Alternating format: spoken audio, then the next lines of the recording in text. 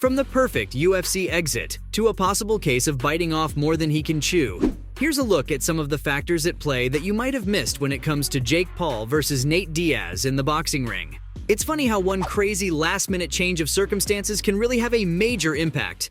Nate, when he came to the very end of his UFC contract, was given the worst stylistic clash imaginable, as the UFC tried to hurt his market value as much as possible before letting him test free agency. This is a tactic they use all the time. And so, Diaz was set up for a fight with Khamzat Chimaev. And look, as much as we all love Nate Diaz, most people weren't giving him a hope in hell in this fight. But fate, as it happened, had other plans for Nate. And in one hilariously well-timed twist, Khamzat Chimaev made a total mess of his fight week preparations, botching his weight cut and leading to him losing out on this main event spot. Khamzat was given a punishment fight against Kevin Holland, which he easily won. And instead, Nate, against all odds, was given the perfect send-off. A 5-round fight with Tony Ferguson that he won by way of submission. And with that, one of the biggest stars in combat sports today was able to leave the UFC on a win. And the Jake Paul fight was always going to be high up on most people's lists when it came to options for Nate outside of the world's top MMA promotion.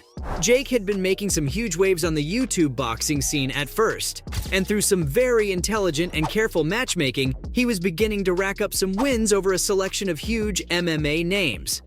Beating old MMA legends in the boxing ring is the type of career strategy that makes so much sense for a young and athletic dude like Jake. But beating undersized MMA welterweights like Ben Askren and Tyron Woodley is one thing. However, Jake picked up a lot more respect when he defeated Anderson Silva, the old but still very clearly dangerous UFC legend. Paul then went to a decision with an actual pro boxer, Tommy Fury. Indeed, he lost, but there were some positives to gain. And now, with Fury looking likely to take on Jake's fellow YouTuber-turned-boxer KSI, the stage appears to be set for Paul to try and take out perhaps the most in-form and in-demand UFC superstar available to him.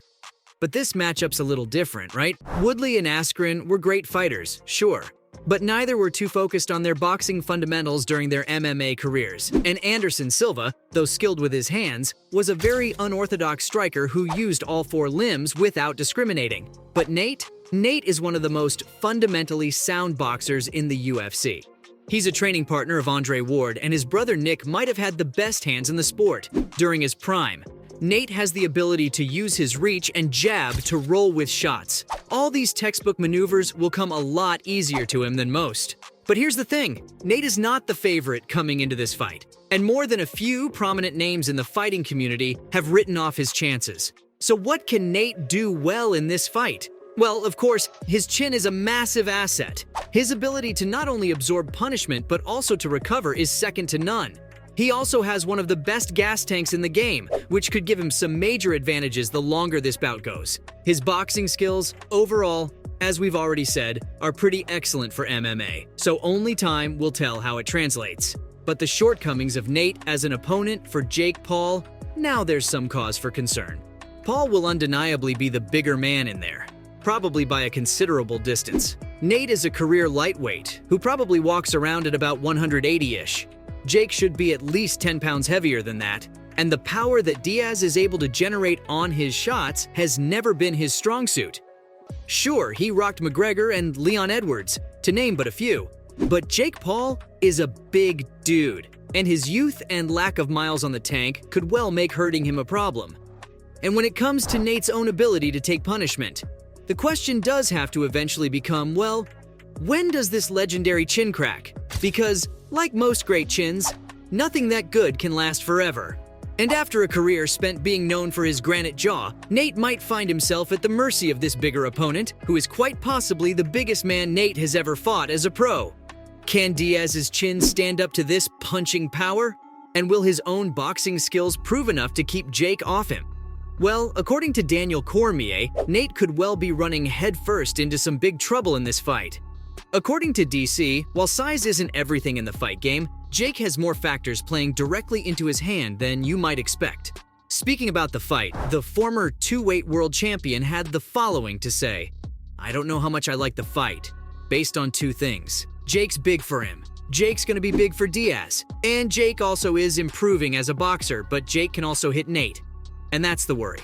Nate is a guy that does get hit because Nate's tough. Nate got hit by Masvidal, Nate got hit by Tony Ferguson. And we know who Tony Ferguson is today opposed to who Tony Ferguson was before. Nate can be hit, and this guy's gonna be bigger than Nate. This guy's gonna be fighting in a rule set that benefits him. This guy is going to be difficult.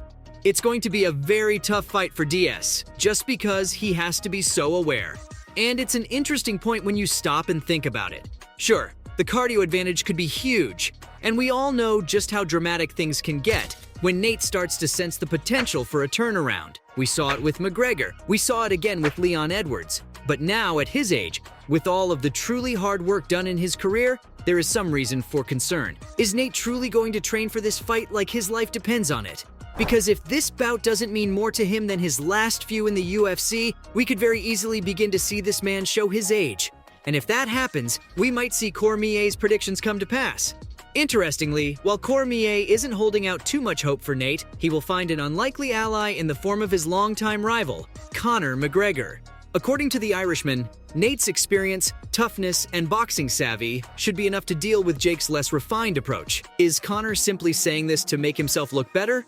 Because let's not forget that Nate gave McGregor one of the hardest fights of his career. But to be honest, more and more it seems like these two are just growing in their respect for one another. Conor clearly appreciates just how tough Nate is, and Nate probably likes Conor's attitude, even if he won't straight up admit it.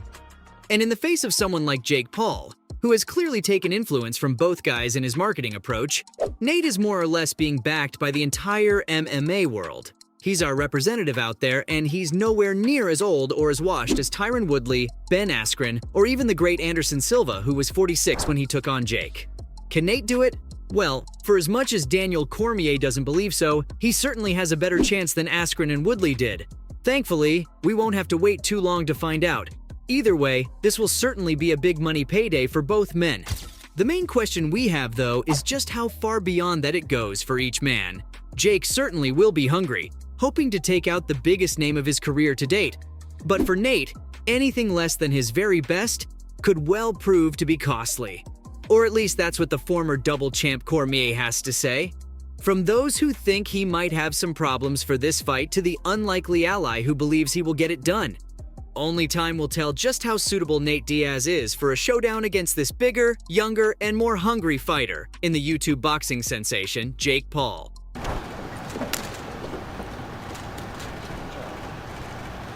Leon or whoever's the 170 champion. I'm here to showcase my boxing skills that motherfuckers don't know about.